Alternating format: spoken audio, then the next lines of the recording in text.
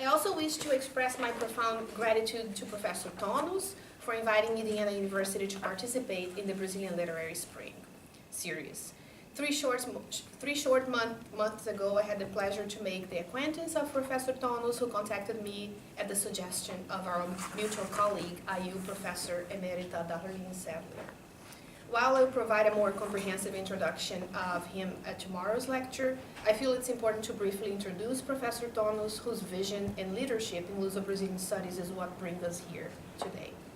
Professor Tonos is the author of numerous scholarly works of contemporary Brazilian literature, as well as the author of the collection of poetry Agora Vai Ser Assim, published in 2018.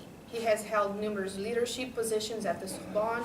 He also was chair of the Department of Iberian and Latin American Studies, is that correct? Yeah. And a member of several advisory and selection committees. Dr. Tonos, on behalf of myself, my colleagues, and the students of Indiana University, I wish to thank you for your generosity in inviting us to join the Literary Spring Series. Thank you. Now I have the great pleasure and honor to introduce today's lecturer, Mr. Alexandre Vidal Porto. In this lecture, Vidal Porto will discuss the creative process behind his latest novel titled Cloro from 2019, a work that deals with issues related to sexuality and the LGBTQ+ community in contemporary Brazilian society. And I have his other books there if you want to pass it around, including his first novel.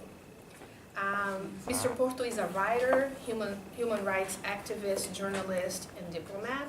Born in São Paulo, he grew up in the Brazil Northeast, a graduate of the Universidade de Fortaleza, the Instituto Rio Branco, and the Harvard Law School. Mr. Porto's diplomatic career has taken him to numerous posts across the globe, including Japan, Mexico, Chile, the United States, and Brazil.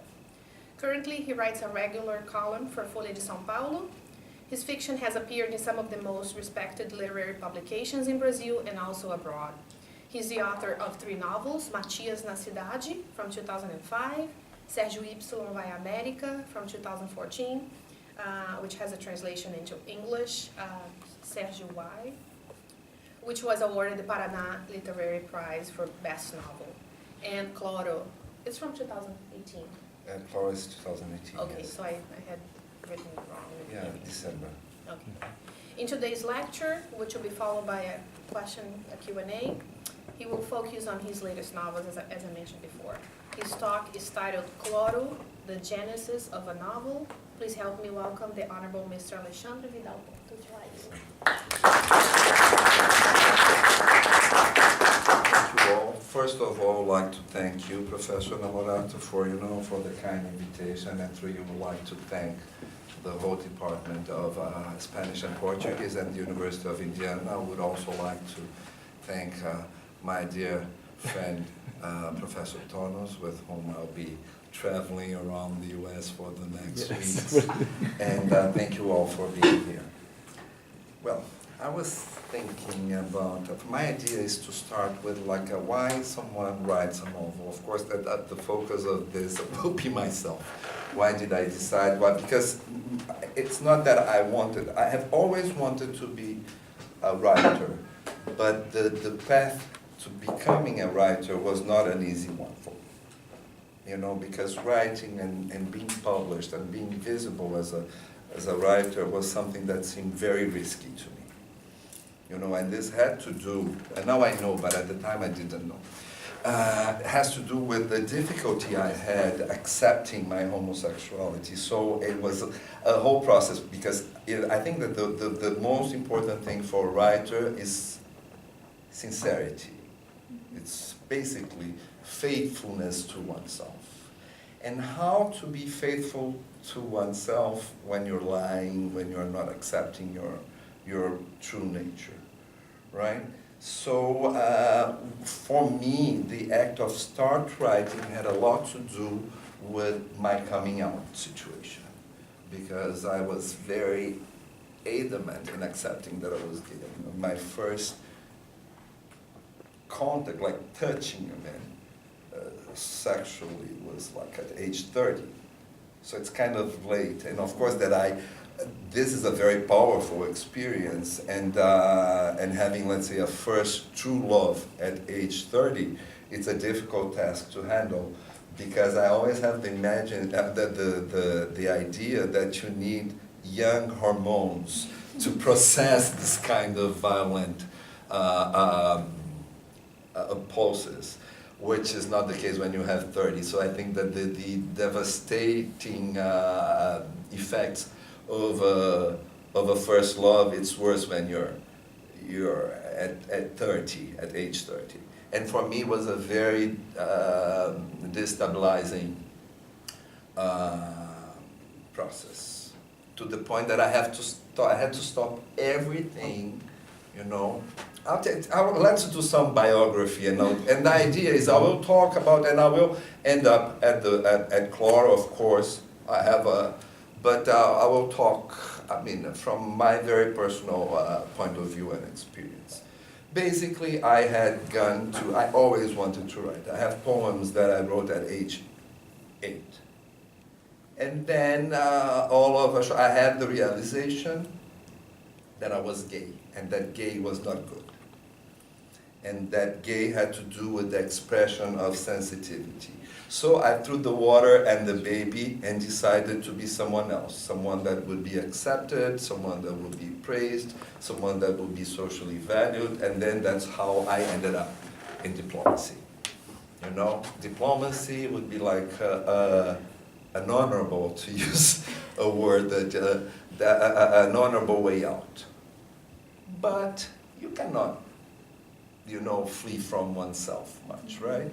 So I went to, I did that classic, likely to succeed diplomat. I was always a good student. I was in the top of my class, etc., etc., etc.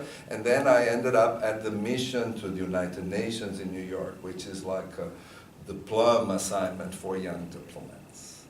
But then in New York, I had to confront my reality, and then that's when I fell in love with a man. And that was so potent that I had to listen, you know, rewind and let's start again. And I got physically ill in the sense that I had to face this reality, else I think I would die. You know, I lost all my hair, I had psoriasis in all my fingernails. And this ended up, and I said, no, I have to take a leave of absence. And I took a leave of absence, and then I went to law school, which was nothing to do with law school. Basically, I wanted to have a way to go back to the United States with a bar, you know, with a bar to be able to practice law here.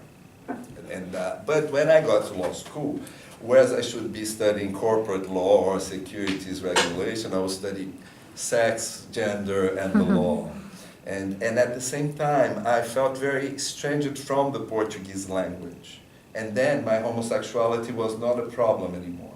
Because the feeling I had is that if I were to settle to write a novel, I would have to maybe tackle aspects or subjects that would be uncomfortable to me. So this would just make the whole experience of writing repugnant to me. You know, what if, because I think that in Cloro I write that how to tackle intimacy or to be spontaneous about intimacy when intimacy is what you fear the most. Mm-hmm. So I started to write Matias, cidade, was my first novel, slowly, but it was an exercise of writing Portuguese, you know. And there, at law school, I had a counselor, Dr. Byers. There was basically a shrink, you know, he was part of the faculty, but he was there to help students find out their true self. And in my case, he was always very insistent that, no, you're a writer, you have to write. But, you know, okay, I'm writing, but I'm not showing this to anybody. I don't want to, you know, share that. Out of fear of ridicule. I thought I was not prepared. I didn't even know what I was writing at the time. I know that and then he proposed something that was very nice and made all the difference to me. But this is like over 2 years of weekly discussions and a lot of, you know, painful denials. He said, Alex, come on, you cannot be in this catch-22 forever. Wake up. You know, you have to make a decision. And I have a proposition, you know, proposal to make to you. We're closing, we're approaching the commencement. And at law school there, they submit the commencement speeches anonymously. And then they're put to a vote, and then, you know, the one speech that wins. So he said, you know, why don't you write this? It's going to be anonymous. You're not going to expose yourself at all. You just write, and you expose yourself. If you're successful, great. You know your problem is solved. Stop this bullshit. And if you're not successful, then this will be our secret, okay? And I said, no, fair enough. That seemed fair enough to me. And what happened is that I did submit the speech, and I ended up with 91% of the votes. So I ended up the commencement speaker for Harvard Law School, which was something that was not in my plans at all. But there was a very big boost in, you know, of self-confidence for me, because I was writing in a language that was not mine, you know, and I was being accepted by my peers that I had in high regard, some of them at least. So this made me feel okay, you know, and I was at the time, I was graduating. The reason for my going to the United States was like distant in the past in my mind, so I didn't have any